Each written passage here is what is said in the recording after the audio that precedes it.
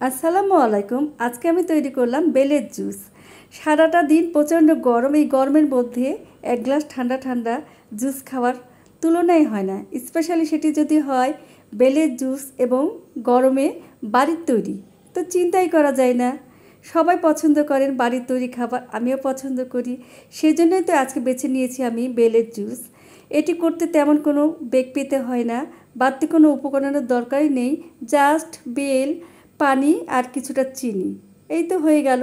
চলুন যাই মূল রেসিপিতে, কিভাবে এটি তৈরি করি সেটি আমরা আজকে দেখি। জুস করার জন্য আমি নিয়ে নিয়েছি একটি পাকা বেল। বেলটি অবশ্যই পাকা হতে হবে। এখন বেলটি আমি ভেঙে নেব।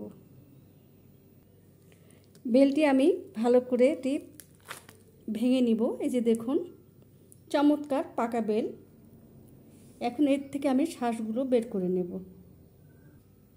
এখন আমি বেল থেকে শাঁসগুলো বের করে নেব। সেজন্য আমি একটি চামচের সাহায্য নেব। দেখুন, এভাবে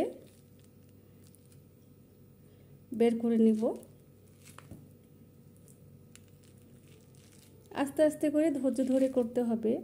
তো যে কোনো জিনিসই আসলে ধৈর্য ধরে করতে হয়। বেলটি খুবই পাকা এবং খুব সুস্বাদু।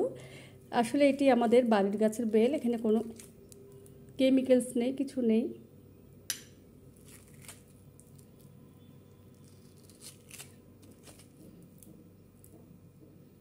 এভাবে এক এক করে আমি সবগুলো ছাড়িয়ে নেব বা শাঁসগুলো বের করে নেব।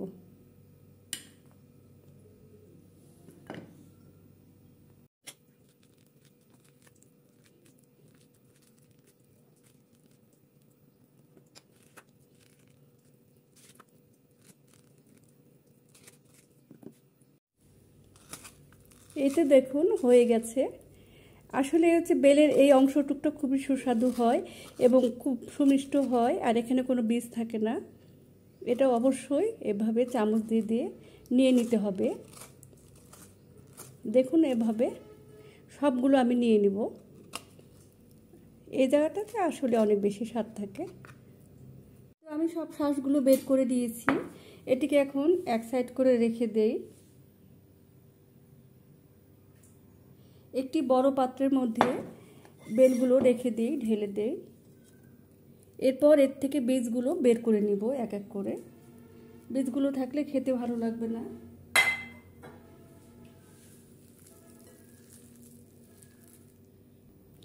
সামান্য বিশুদ্ধ পানি দিয়ে দিব।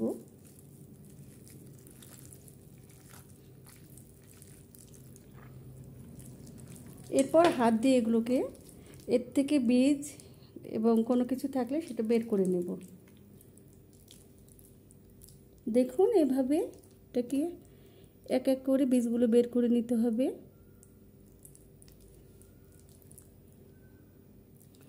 আবার একটু পানি দিয়ে নেব। অবশ্যই বিশুদ্ধ পানি দিতে হবে, যেহেতু এটি সরাসরি খাবো। এভাবে সবগুলো ভালো করে মাখিয়ে নিতে হবে। আপনারা চাইলে এক্ষেত্রে জুসারের সাহায্য নিতে পারেন, জুসার দিয়ে জুস করলেও হবে। তবে বেলের শরবত এভাবে করলে বা বেলের জুস এভাবে করলেই আর কোনো কিছুর প্রয়োজন হয় না। সো এভাবে করা যায়। ইচ্ছে করলে আপনারা আসলে হচ্ছে ওভাবে করতে পারেন। এই যে এক এক করে এগুলো ফেলে দেব। এখন আমি এটিকে ছাকনার সাহায্যে ছেঁকে নেব। সো এখন ছেঁকে নিই। এভাবে এগুলো বের করে নেব। এভাবে এক এক করে আমি বীজগুলো বের করে নিচ্ছি। এই যে দেখুন,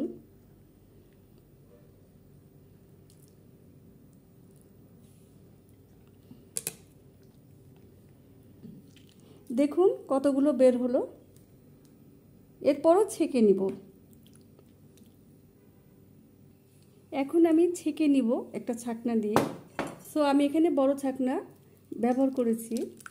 আপনারা আপনাদের পছন্দ মতন বা সুবিধা মতন ছাকনা দিয়ে ছেঁকে নেবেন।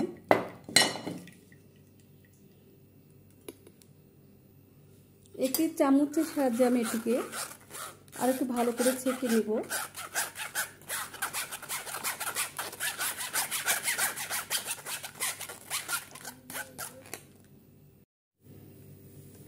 এই তো ছাঁকা হয়ে গেল। এখন আমি এটিকে সরিয়ে রেখে দেব এক সাইড করে।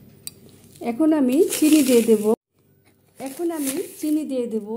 যে যেরকম পছন্দ করেন মিষ্টি খেতে সেরকম দেবেন। তো আমি এখানে 4 টেবিল চামচ চিনি দেব।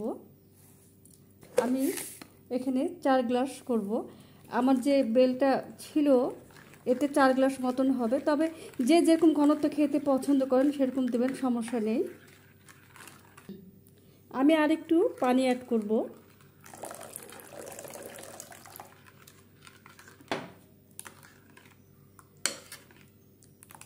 দেখুন, এখন আমি বেলের জুসটি পরিবেশন করব, সেজন্য আমি 2টো গ্লাস নিয়ে নিয়েছি। যেহেতু প্রচণ্ড গরম, তো আমি এখানে অবশ্যই আইস দেব। আপনারা চাইলে আইস দিতে পারেন, কেউ না চাইলে নাও দিতে পারেন। প্রচণ্ড গরমের মধ্যে একটু আইস দিয়ে বেলের জুস খেলে আসলে অনেক ভালো লাগে।